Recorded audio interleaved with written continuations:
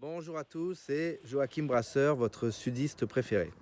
Alors, je voudrais vous toucher quelques mots sur la Chine.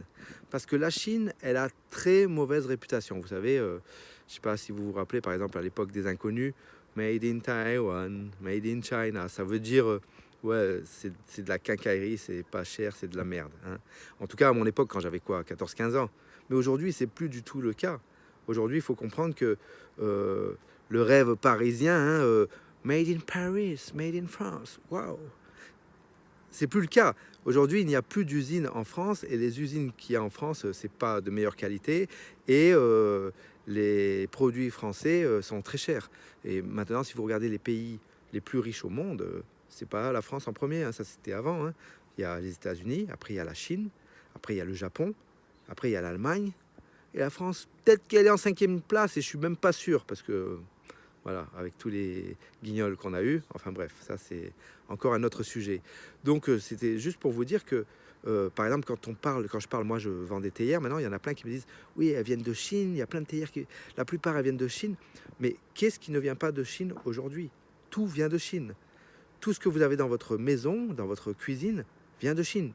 Tout, presque tout, 90%.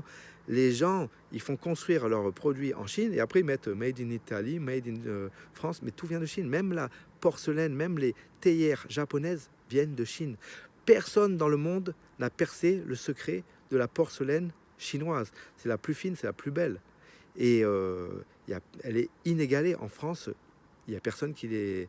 il y a personne qui fait mieux. À part la porcelaine de Limoges, je dis pas que c'est mieux, hein, mais c'est voilà, elle vient de Limoges, elle vient pas de Chine. Et encore, je sais pas, peut-être ça a changé, mais normalement, elle vient de Limoges. Mais on peut pas dire ça pour tous les produits français.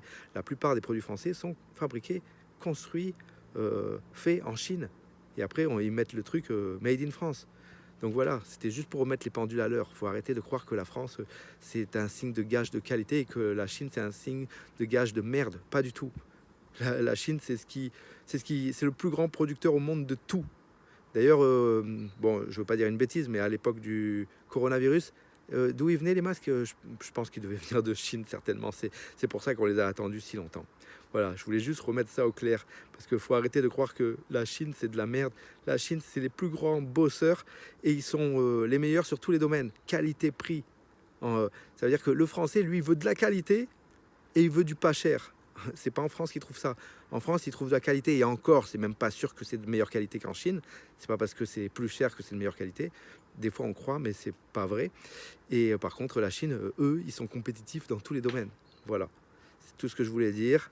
C'était Joachim Brasseur. Passez une bonne journée, un bon dimanche. À plus.